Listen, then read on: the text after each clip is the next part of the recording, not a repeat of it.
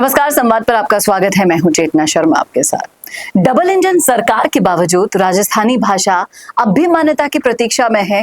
ये सवाल वाकई में बहुत बड़ा है। जिस तरह से राज्य में 14 लोकसभा सांसद, 5 राज्यसभा सांसद, 5 केंद्रीय मंत्री केंद्र की सत्तारूढ़ व्यवस्था का हिस्सा हैं, वहीं प्रदेश में 118 विधायकों के समर्थन वाली पूर्ण बहुमत की डबल इंजन सरकार सत्ता में है। और इतनी मजबूत राजनीतिक उपस्थिति होने के बावजूद भी राजस्थानी भाषा आज भी अपने संवैधानिक अधिकार और आधिकारिक मान्यता के लिए संघर्ष कर रही है। दुख होता है ये सुन के, एक राजस्थानी होने के नाते। राजस्थानी भाषा के समर्थकों का कहना है कि यह स्थिति केवल प्रशासनिक देरी नहीं बल्कि सांस्कृतिक उपेक्षा का प्रश्न है। उनका तर्क है कि करोड़ों लोगों द्वारा बोली जाने वाली राजस्थानी भाषा को अभी तक वो संवैधानिक दर्जा नहीं मिल पाया है, जिसकी मांग सालों से लगातार उठाई जा रही है। हाल ही के दिनों में विश्वविद्यालयों और शैक्षणिक संस्थानों में दूसरे भारतीय भाषाओं के अध्ययन केंद्र खोलने की पहल तेज हुई है। जिस तरह से विशेष रूप से मराठी अध्ययन केंद्रों की स्थापना को लेकर चर्चा बढ़ गई है। राजस्थान विश्वविद्यालय में लगातार छात्रों का आक्रोश हमारे सामने आ ही रहा है। तो फिर राजस्थान की अपनी खुद की मातृभाषा को ये अवसर क्यों नहीं मिल रहा है, ये सोचने वाली बात है। राजस्थानी भाषा को संविधान की 8वीं अनुसूची में शामिल करने की मांग लंबे समय से चल रही है। साहित्यकार हो, शिक्षाविद हो, सांस्कृतिक संगठन हो, सामाजिक कार्यकर्ता हो, ये सब मानते हैं कि राजस्थानी केवल बोली नहीं जाती बल्कि समृद्ध साहित्य, लोक कला, इतिहास और सांस्कृतिक परंपरा की वाहक भाषा है।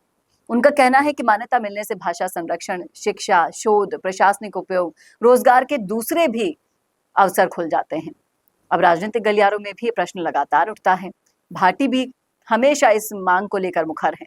जब राजस्थान का केंद्र और राज्य दोनों स्तरों पर प्रभावशाली प्रतिनिधित्व है, तब भी राजस्थानी भाषा का मुद्दा निर्णायक परिणाम तक क्यों नहीं पहुंच रहा? विपक्ष और भाषा संगठनों का लगातार आरोप है कि चुनावों में भाषा और संस्कृति की बात तो होती है, लेकिन जब चुनाव के बाद कदम उठाने की बारी आती है, तब सब भूल जाते हैं। विशेषज्ञों का मानना है कि ये केवल भाषा का विषय नहीं बल्कि सांस्कृतिक अस्मिता और पहचान का प्रश्न है। राजस्थानी भाषा को मान्यता देने से प्रदेश की लोक परंपराओं, साहित्यिक धरोहर और सांस्कृतिक विरासत को नई ऊर्जा मिल सकती है।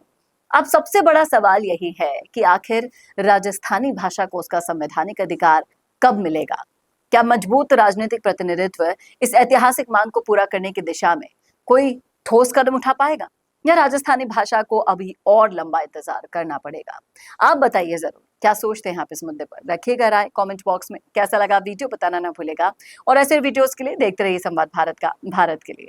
नमस्कार दोस्तों, अगर आप भी रियल एस्टेट में काम करते हैं तो हम आपके लिए लेकर आए हैं गुड न्यूज। आजकल के डिजिटल जमाने के अंदर आपकी प्रॉपर्टी का अच्छा वीडियो कंटेंट होना बहुत जरूरी है। तो हम यानी मिशी मीडिया सॉल्यूशंस आपको प्रोवाइड करवाते हैं एक हाई क्वालिटी कंटेंट वीडियो, जिसके अंदर हम प्रॉपर्टी से जुड़े हुए आसपास की प्राइम लोकेशन और उसकी कनेक्टिविटी को अच्छे से दिखाते हैं। कस्टमर आपकी वीडियो को सिर्फ देखे ही नहीं, आपको कांटेक्ट भी करे, जिससे कि आपकी डील क्लोज होने की पॉसिबिलिटीज बढ़ जाती है।